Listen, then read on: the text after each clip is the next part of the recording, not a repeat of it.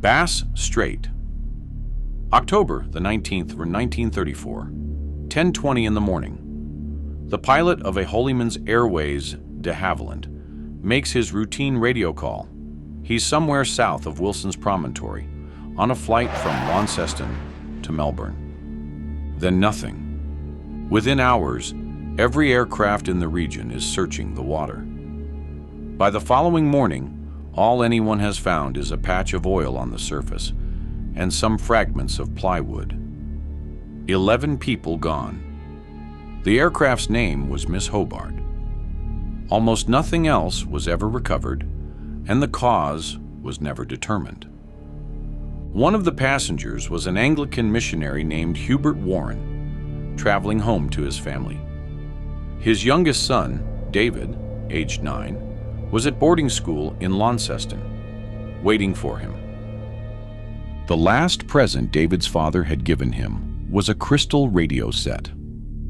A small box, a tangle of wire, a child's first lesson in how to pull information out of the air. For the rest of his life, David Warren would think about boxes that captured things, and about a question nobody could answer. Why?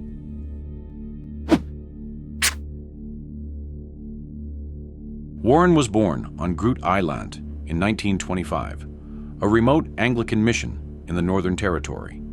He was the first child of European descent born on the island. His father preached there for nearly 20 years. The Warren family moved to Tasmania when David was 7.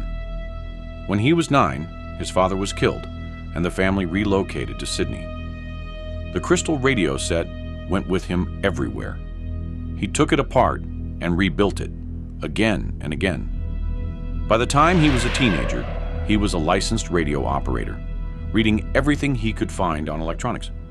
At 18, he was an honors science student at Sydney University. He earned a PhD at Imperial College London in fuel chemistry, and in 1952, at age 27, he joined the Aeronautical Research Laboratories in Melbourne. The lab was run out of a converted bicycle factory at Fisherman's Bend. His job had nothing to do with aviation safety. He studied jet fuels, how they ignited, what made them stable, how to keep new jet engines from blowing themselves apart. He was a combustion chemist who had walked into the right room at exactly the wrong time.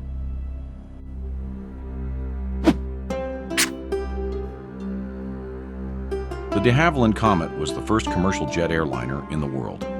Pressurized cabin, 4 turbojets buried in the wing roots. Cruising altitude of 36,000 feet above the weather, smooth as glass. It cut the flight time from London to Tokyo from 86 hours to 36. The Queen rode in one. So did Winston Churchill. The future of flying was British, and it was already in the air. And then it started killing everyone aboard. In May of 1953, a BOAC Comet broke apart over Calcutta in a thunderstorm. 43 dead. The investigators blamed the weather. 8 months later, on January the 10th, 1954, another comet came apart over the island of Elba, this time in clear weather. 35 dead. The new theory was an engine fire. Then, on April the 8th, just 3 months after the second crash, a third comet broke apart near Naples. 21 dead. This time, the investigators had no theories left. 3 jets, 99 people, in less than a year. The comet fleet was grounded. The whole future of jet aviation hung on what had killed them. Warren had been at the lab barely a year when the Calcutta comet came down. They put him on the investigation panel as the fuel expert. The working theory was that the tanks were exploding. He sat through meetings in Canberra, ruling that theory out. Meanwhile, the Royal Aircraft Establishment in Britain dunked an entire Comet fuselage into a giant water tank. They pressurized and depressurized it 18,000 times before the metal cracked. The cause was metal fatigue. The square windows of the Comet had been concentrating stress at their corners until the aluminum split and the cabin exploded outward at altitude. It took the Royal Aircraft establishment more than a year to figure that out. A year in which nobody flew Comets, and the cause of 3 crashes remained, for the public, unknown. Warren kept thinking the same thing during every committee meeting. If somebody had recorded what happened inside that cockpit, they would have known in days, not years. One afternoon in April of 1954, bored during a meeting in Canberra, he wrote a 4-page memo. He called it, "A Device for Assisting Investigation into Aircraft Accidents."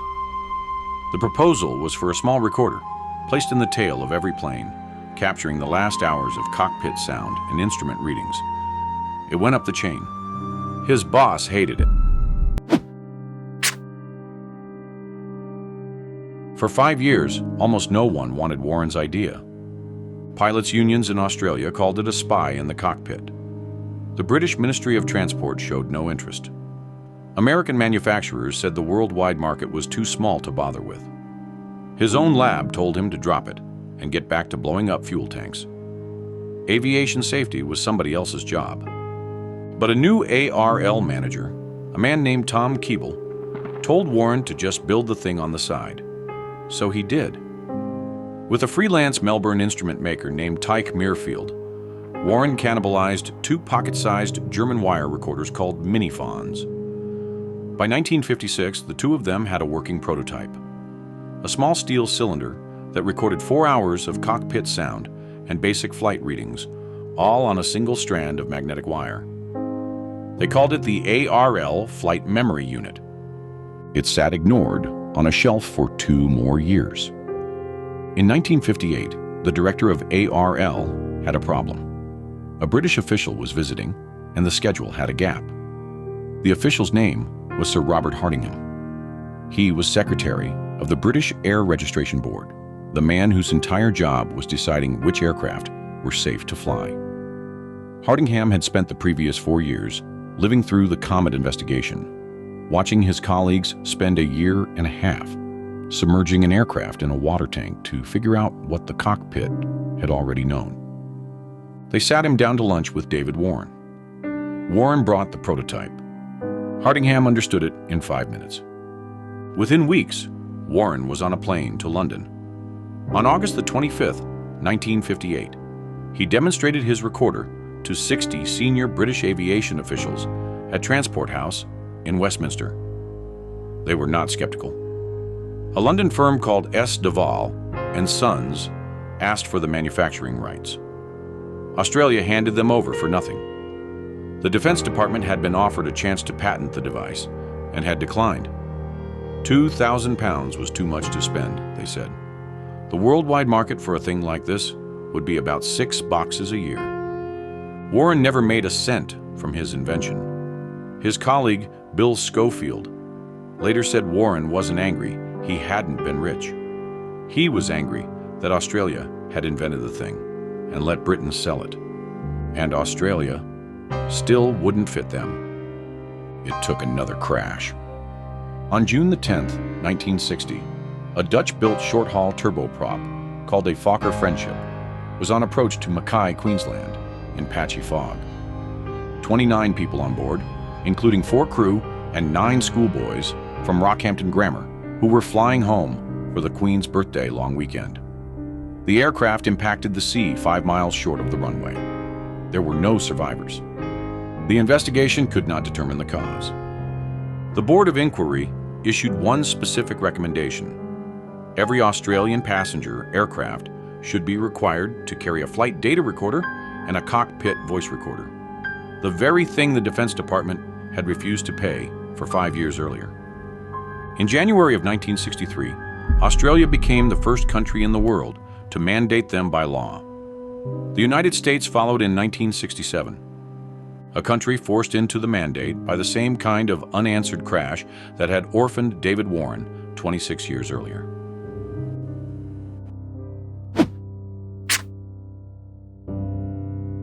A modern flight data recorder must survive an impact of 3,400 times the force of gravity, sustained for 6.5 milliseconds. Imagine taking a 10-pound box and making it suddenly weigh 17 tons. Or Imagine going 300 miles an hour and stopping completely in less than a tenth of a second and being expected to still work afterwards. It must withstand a kerosene blowtorch flame at 1100 degrees Celsius for 1 full hour, hotter than freshly erupted basalt. The aluminum airframe around it melts at 660 degrees. Everything around the box is liquefying. 5,000 pounds of crushing weight on each of 3 axes for 5 minutes, the equivalent of parking a small SUV on each face.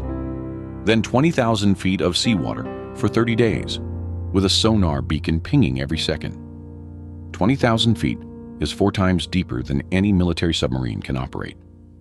Inside a titanium and stainless steel outer shell, wrapped in a 1-inch jacket of dry silica insulation, sits a small board of solid-state memory chips. They record every motion the aircraft makes.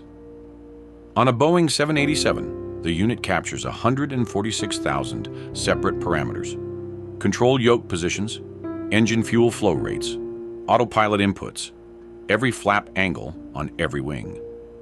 25 hours of flight data, 2 hours of cockpit audio. 2 of these are bolted into the tail of every commercial airliner on the planet. The tail is the part of the aircraft statistically least likely to be destroyed in a crash. The phrase black box is leftover World War II British slang for secret avionics. The real boxes have been painted bright vermilion. Aviation calls it international orange since 1967, so that divers and search teams have any chance of finding them in the wreckage. Each one is stamped in block letters: flight recorder, do not open.